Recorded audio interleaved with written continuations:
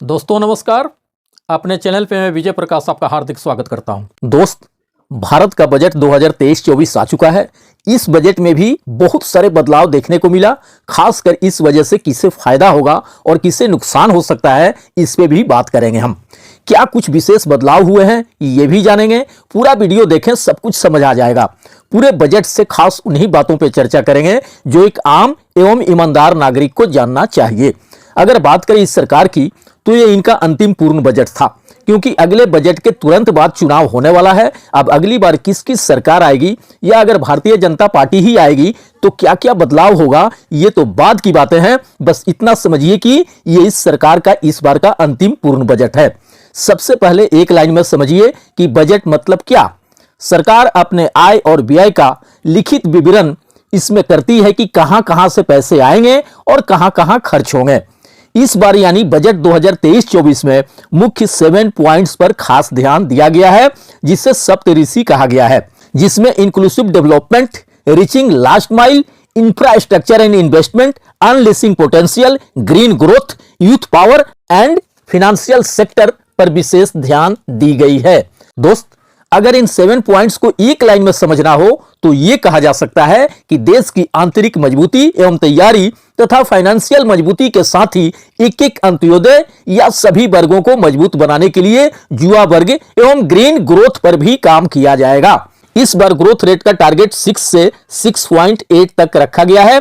इस बार कुल 45 लाख करोड़ का बजट है और साथ ही भारत दुनिया का 5वां सबसे बड़ा अर्थव्यवस्था वाला देश बन गया है। इसकी जानकारी वित्त मंत्री निर्मला सीतारमण जी द्वारा दिया गया। और भारत के लिए सौभाग्य की बात है कि 1947 के बाद पहली बार भारत की राष्ट्रपति और वित्त मंत्री दोनों महिला ही हैं, द्रौपदी मुर्मू और निर्मला सीतारमण।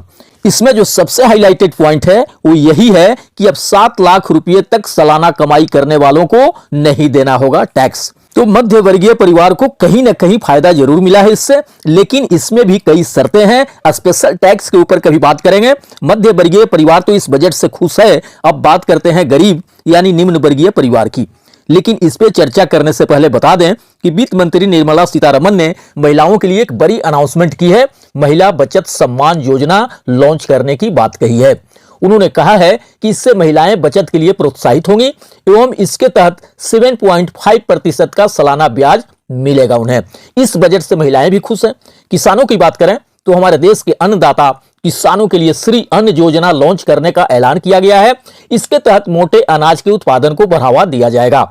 ये हुई खासकर वो बातें जिससे लगभग देश का अधिकतम परिवार रिलेट करता है। एक मुख्य बात और आप सबको जानना आवश्यक है कि आपका पैन अब राष्ट्रीय पहचान पत्र के रूप में जाना जाएगा।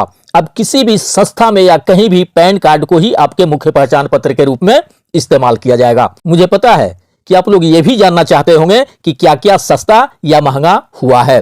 तो बस इतना जान लीजिए कि इलेक्ट्रॉनिक वाहन, ऑटोमोबाइल, देसी खिलौने और देसी मोबाइल सस्ते किए गए हैं। आगे इस पर और बात करेंगे।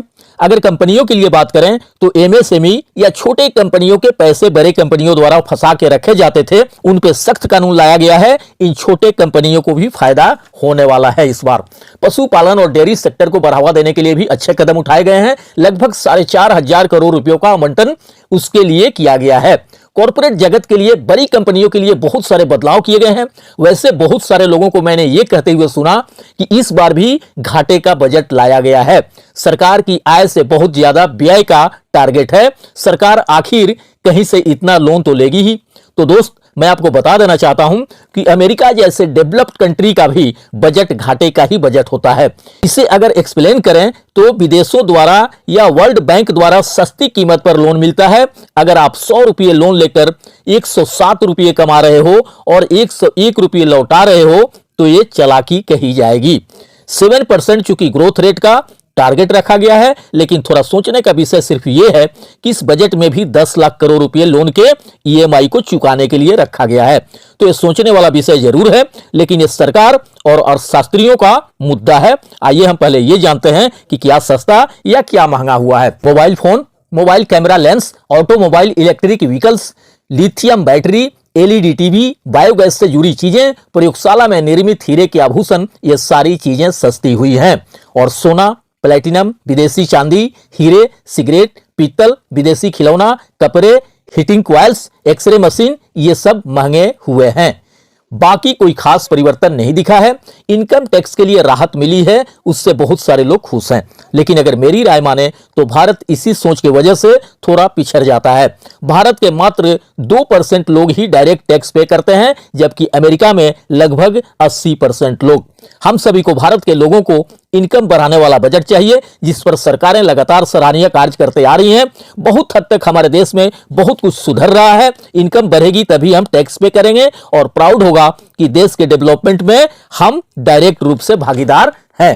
बजट में रेलवे और इंफ्रास्ट्रक्चर पर भी काफी ध्यान दिया गया है। डिजिटल इंडिया और मेक इन इंडिया और वोकल फॉर लोकल पर भी अच्छे कदम उठाए गए हैं। अगर बात करें 45 लाख करोड़ में से किसके लिए लगभग कितने का बजट पारित किया गया है, तो मिनिस्ट्री ऑफ डिफेंस के लिए 5 लाख करोड़ रखा गया है। कंज्यूमर अफेयर और फूड एंड पब्लिक डिस्ट्रीब्यूशन के लिए 2 लाख करोड़, होम मिनिस्ट्री के लिए भी लगभग 1.9 लाख करोड़, रेल मंत्रालय के लिए 2.4 lakh crore, ministry of road transport and highway के लिए 2.5 lakh crore, chemical and fertilizer के लिए 1.5 लाख करोड़।